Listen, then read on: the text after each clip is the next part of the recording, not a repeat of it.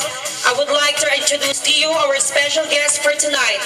She's the first ever winner of the Manila's 5 Prettiest of Mr. June International in 1980s.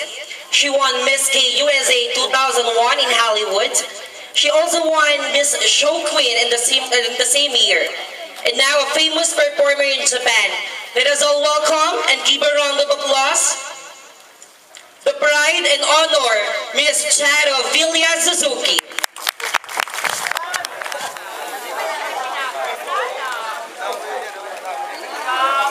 Good evening, ladies and gentlemen. My name is Charo Villa Suzuki, the guest for tonight. Mabuti Tagalog na lang para maintindihan ng lahat. I came all the way from Japan. Galing pa ako, nag-plano pa ako papunta rito. Doon na po ako nakatira. Excuse me. Nanalo ako ng 5 Prettiest, that was 1982. Mag-compute tayo ha, 19 years old ako noon. Pero nag-start ako ng Japan when I was 16 years old. So ikaw compute lahat yun, bali 33. So now, January 17, birthday ko, I'm 49 years old.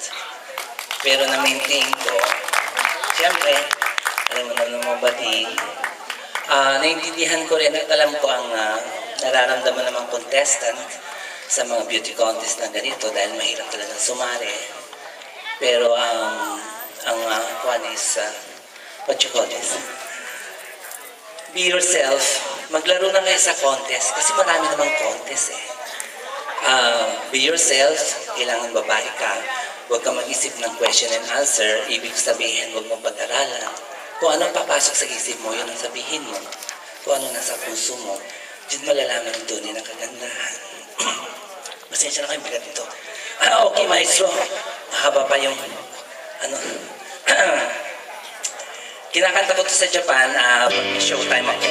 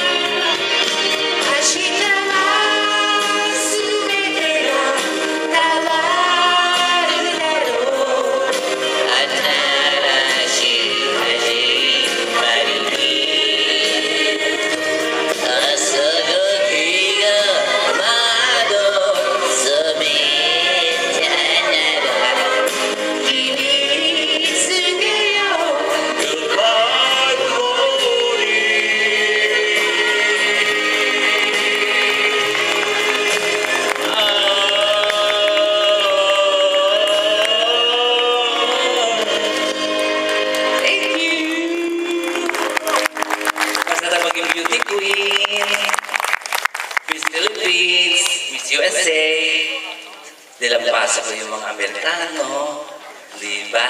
Pero, paano ba to? Kasi matagal na rin sa Japan, hindi naman sa sinasabi kong nagpepeke na hindi na ako masyado mag-Tagalog, no? Sinasabi ko na sa mga bading na basta be yourself, lumaban ng contest, babae, huwag kopyahin, huwag kumopya, huwag what you call this, plastic na gano'n. Basta babae.